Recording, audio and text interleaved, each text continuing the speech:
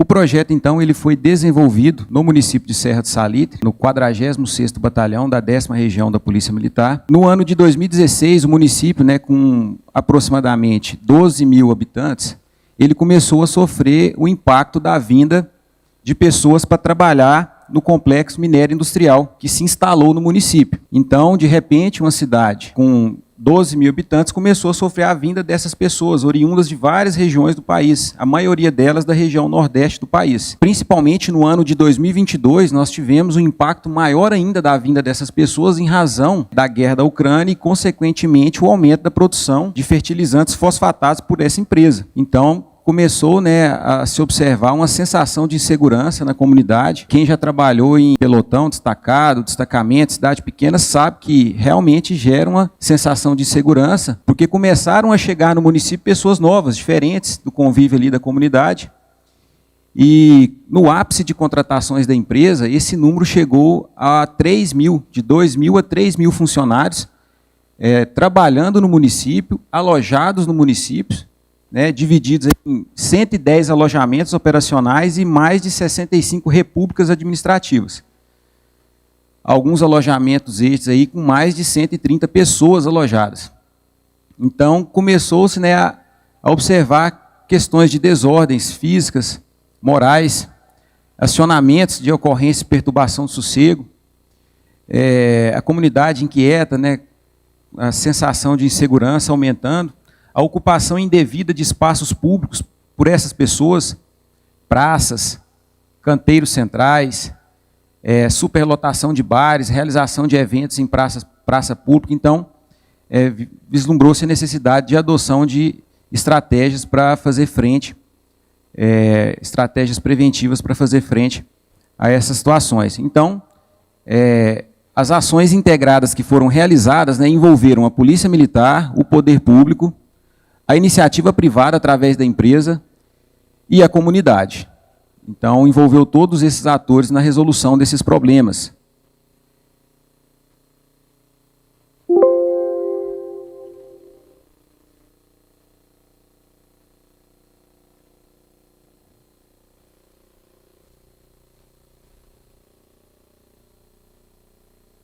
Então, essas ações foram ações integradas, que envolveram todos esses atores aí. Então, primeiramente, aqui rapidamente, para explicar um pouco da importância desse complexo para o município, estima-se que em 2024, o complexo minério industrial do município ele vai estar produzindo aí o equivalente a 15% da produção nacional de fertilizante, o que vai equivaler a 1 milhão de toneladas de fertilizantes fosfatados por ano, só no município de Serra do Salitre.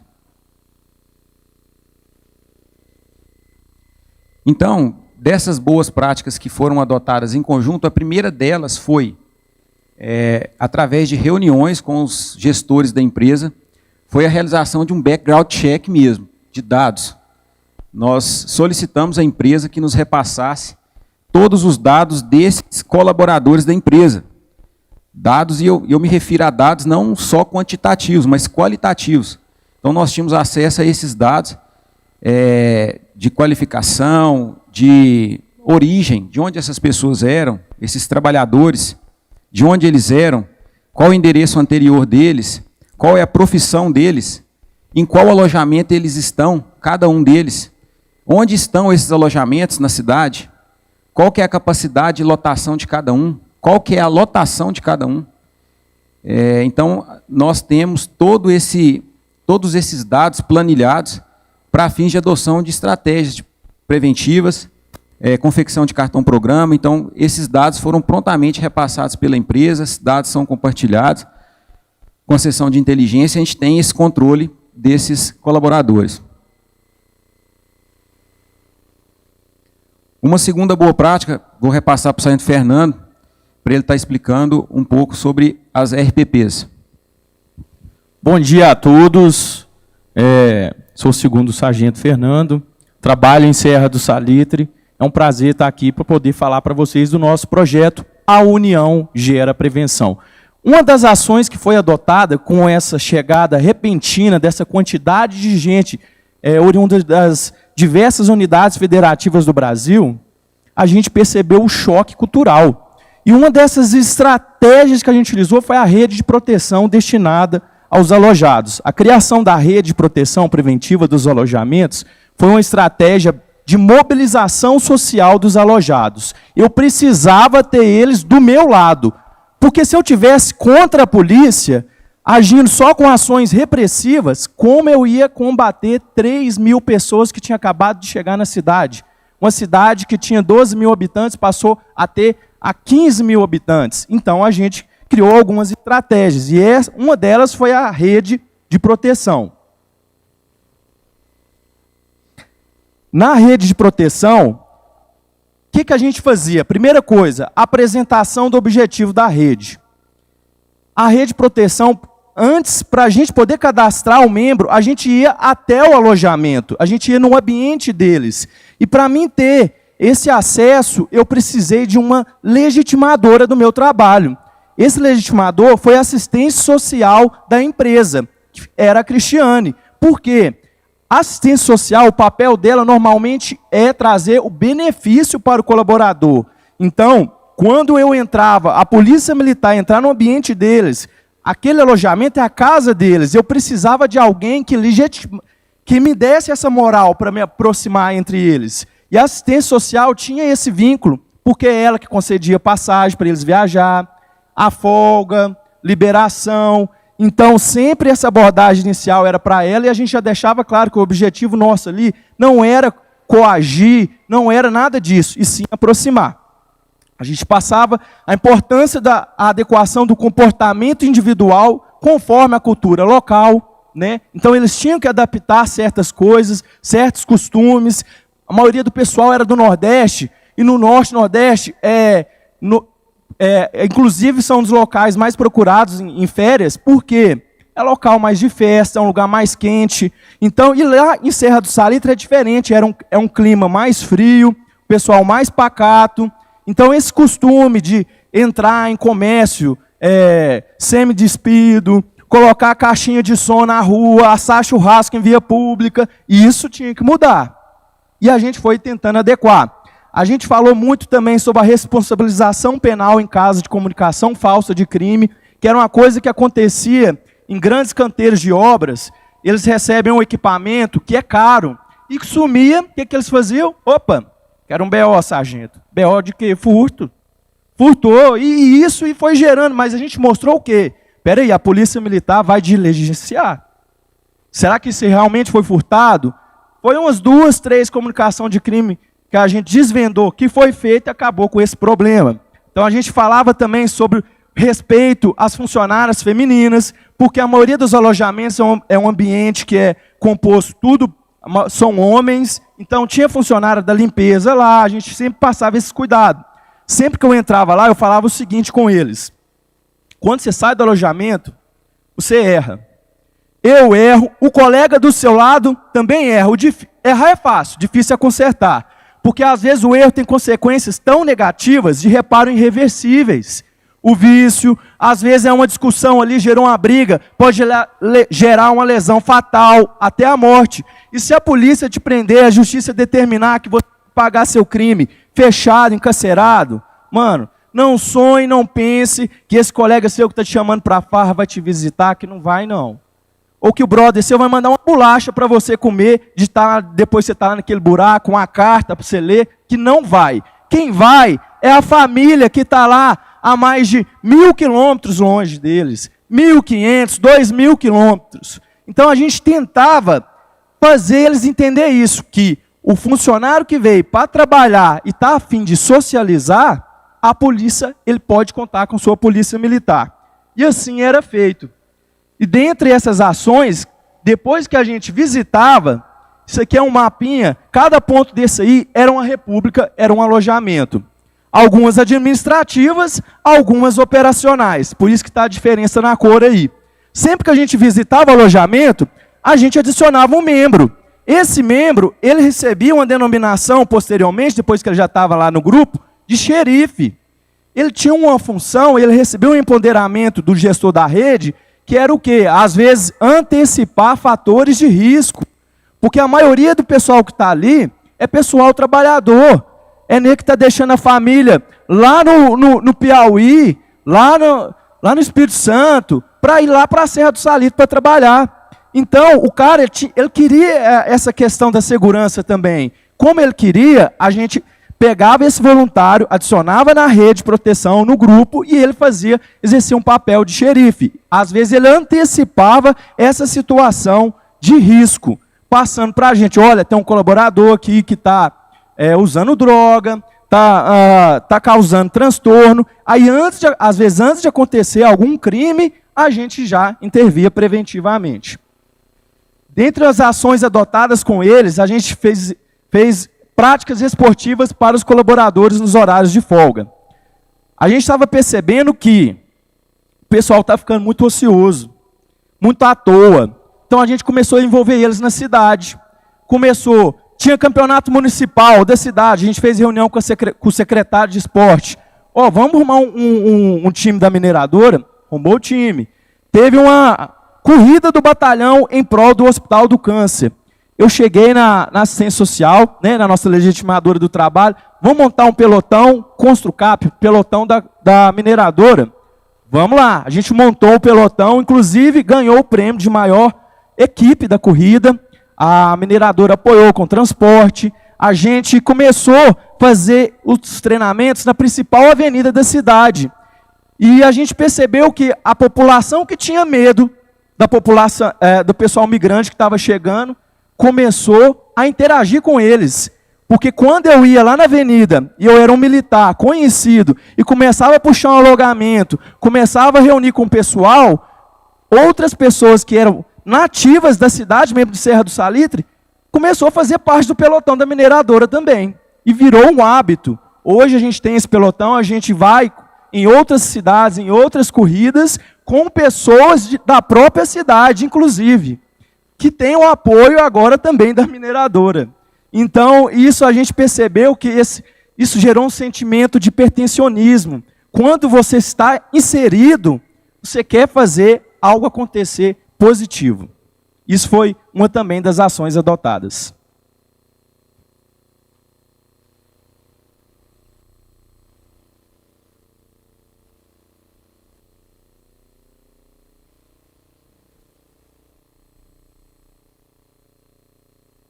Em continuidade às ações que foram desencadeadas, então, né, além dessas ações da RPP, do envolvimento desses funcionários na prática de esportes, né, para elevar neles a sensação de pertencimento com aquela comunidade, nós percebemos, né, conforme foi dito no início da apresentação, que essas desordens físicas e morais começaram a aparecer.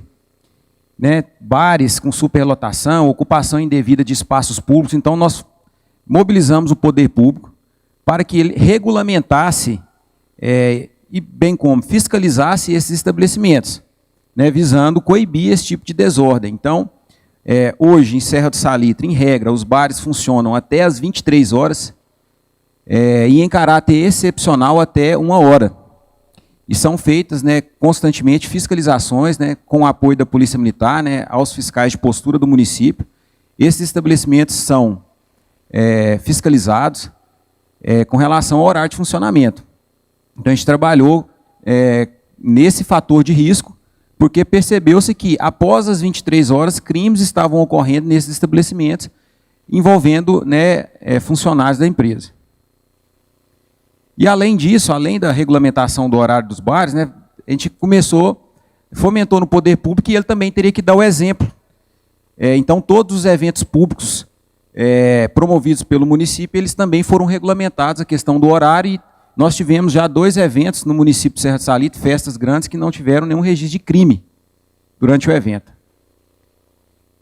Uma terceira boa prática foi a intensificação do patrulhamento no interior do complexo, porque, conforme o Sargento Fernando falou, a gente percebeu essas comunicações que algumas vezes tratavam realmente de furto, mas a maioria delas não. O funcionário extraviava ali a ferramenta e queria justificar registrando o furto aí para a empresa.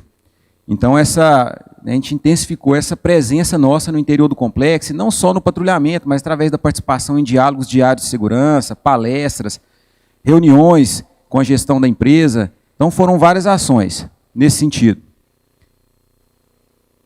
E dos resultados, né, além da questão do aumento da sensação de segurança, nós tivemos aí uma queda, uma redução criminal muito grande, 6 anos consecutivos já de redução nos registros de furto. Um acumulado aí de redução de 2018 para 2022, né, mais de 120% de redução acumulada, de 250 furtos aí para a casa dos 50, né. Além disso, também o 4º ano consecutivo de redução nos registros de roubo. Então, de 39 roubos aí em 2018, né, para 5 em 2023. E também 5 anos consecutivos de redução nos registros de crime violento. Então, a série histórica evidencia que em que pese a gente teve um aumento da população na cidade, com efetivo, conforme o senhor Major comentou, né, um efetivo pequeno de aproximadamente 15 policiais, a gente foi ao contrário, né, da linha de crescimento populacional, a criminalidade reduziu no município nesse período.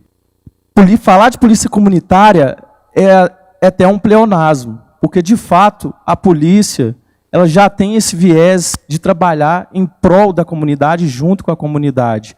E isso trouxe bons frutos para a gente. A gente conseguiu a instalação do Olho Vivo em Serra do Salitre, a gente conseguiu fazer um quartel novo, uma sede nova, e a gente conseguiu também controlar algo que poderia evoluir para um problema bem crítico para a cidade. Mas a minha palavra é só isso, muito obrigado. Estamos diante de mais um projeto clássico dentro daquilo que nós estamos buscando fomentar através do Prêmio Boas Práticas, que é a resolução de problema com participação social e envolvimento de outros órgãos públicos e privados. E esse projeto ele reúne tudo isso. Imagina o que é uma cidade de 12 mil habitantes, pacata, com a média anual de 2 crimes violentos, de repente recebeu o impacto de 3 mil novas pessoas nessa cidade pequena. Olha o impacto que isso gerou. Logicamente, isso gerou um pânico geral para as pessoas, e eu acho que o grande mérito desse projeto foi conseguir reverter um ambiente que estava totalmente propenso para o aumento da criminalidade, porque até então o que havia sido identificado era o medo do crime, mas não o crime em si, e fazer com que os números, apesar dessa possível cenário de desordem física e social que avizinhava, né, com a chegada desses novos moradores e trabalhadores da cidade, em vez de aumentar, reduzisse, através de uma estratégia de um aumento de um controle social informal. Porque o que eles fizeram, e tiveram uma habilidade muito boa para fazer, foi fazer com que eles regulassem o comportamento deles mesmos. Então, na verdade, em vez de a gente poder aumentar o trabalho da polícia, que pensando nisso, olha, vou precisar de aumentar o meu efetivo aqui, ué. A sociedade está aumentando, a população está aumentando em mais de 1/3 aqui na cidade. Nosso efetivo é de 15 policiais. Se a gente não aumentar o nosso efetivo, não vamos conseguir dar conta, não. Então, manteve o efetivo, acho que até reduziu, né, o efetivo lá, até reduziu o efetivo. No entanto, a expectativa que tinha de um aumento de um controle formal através do aumento de efetivo foi superada através da mobilização social e fazendo com que houvesse um aumento do controle social informal, em que eles mesmos passaram a vigiar eles mesmos, todo mundo se sentia vigiado ali, porque eles sabiam que tinha ali algumas pessoas, que eram os xerifes, os alojamentos, além de toda a estratégia de palestra que foi dada, né, que estava exercendo controle sobre eles. Então, parabéns, excepcional o projeto aí. Vocês pegaram ali, vou parafrasear, vocês pegaram ali um meteoro e transformaram num foguete, né, porque vocês pegaram um grande problema e melhoraram as condições de segurança conforme mostram os indicadores. Eu acho que vocês fizeram muito mais, né? David Bailey, em 1984, já dizia que os indicadores eles podem ter sua utilidade, como, né, dirigindo o nosso esforço, mas eles não medem o que a polícia faz. E vocês fizeram muito mais, porque aquele percentual, comparado com o passado, mas o impacto que a cidade teve, seriam números muito superiores. E como isso foi atingido? Porque vocês olharam para o problema sob um prisma de polícia comunitária, chamaram a empresa para participar da solução, chamaram o poder público, envolveram os trabalhadores. Foi importante para mim, como avaliador, perceber que era uma coisa voluntária. Porque o cara é funcionário da empresa, talvez pudesse ali estar meio que coagido a participar. Então, eu entrevistei alguns, conversei, e você vê a voluntariedade, um conhecimento de causa que legitima o trabalho, só mesmo a parabenizar pela maneira como vocês lidaram com a abordagem comunitária. Parabéns. A minha fala é, mais uma vez, para pontuar, com relação... A gente tem mais um projeto que usa rede de proteção enquanto estratégia sensacional. Por quê? Porque um projeto, ele não é feito de uma única ação. E aí os meninos tiveram que pensar lá, né? Se eu fizesse só o pelotão de corrida, resolveria o problema? Não. Se eu fizesse só as ações conjuntas com a prefeitura, resolveria o problema? Provavelmente o pessoal ia ficar com raiva da polícia, né? Porque na hora lá de fechar o bar, quem está fardado que eles veem, não é a prefeitura. Então, tudo que eles pensaram possibilitou que eles superassem esses interesses divergentes que estavam ali e eles conseguissem, parafraseando o Máximo aqui, né? Transformar um meteoro num foguete. Eles falando sobre a quantidade de pessoas, até para a gente não conseguiu entender. Só quando a gente foi lá e viu o tamanho do local, da empresa, e aí tem uma estratégia de falar, aumentar o policiamento rural dentro da área da empresa. É porque a empresa é 1000 vezes maior do que a cidade. Eu não posso nem falar que é uma cidade, ela é 1000 vezes maior do que a cidade. Então, tudo que eles pensaram e conseguiram articular possibilitou isso.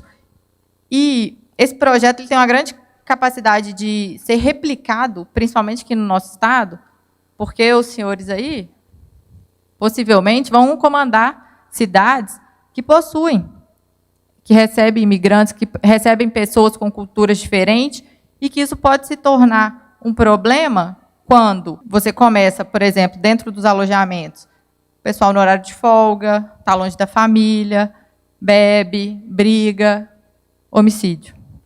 E aí, se a gente usa só estratégias tradicionais, vamos fazer operação, vai resolver? Não vai. Vamos fazer mais operações para fechar o bar, vai resolver? Não vai. Então, estou pontuando aqui mais uma vez com relação às redes, porque eu estou preocupada com os meninos lá do curso, mas usem as redes enquanto estratégia. É uma das melhores estratégias que a gente tem. Como que a gente faz isso? Com pessoas bem articuladas, que falam bem, que sabem envolver, ouvir as pessoas e colocar em prática.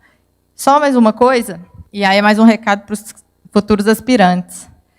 Quando o senhor Major Sassada coloca lá, né, no projeto, no edital, e o comandante fala assim, não, nós vamos levar o comandante de pelotão, nós vamos levar o comandante de setor.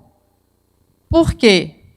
Porque o Fernando não teria feito nada sozinho se não tivesse o apoio do Luiz Paulo. Isso é uma forma de valorizar aqueles comandantes de setor, de destacamento, que estão ali à frente e que estão fazendo. Não é só apoiar, não, né, São Major? É fazer. Todos esses oficiais que apresentaram aqui e que estão indo para o Japão, eles demonstraram, durante aí o processo de avaliação do projeto, o que eles fizeram. E não só o que o sargento, o que o soldado, o que o cabo fez. Mas qual foi a participação ativa deles, enquanto comandante, enquanto tenentes aí. Então, mais uma vez, parabenizar vocês.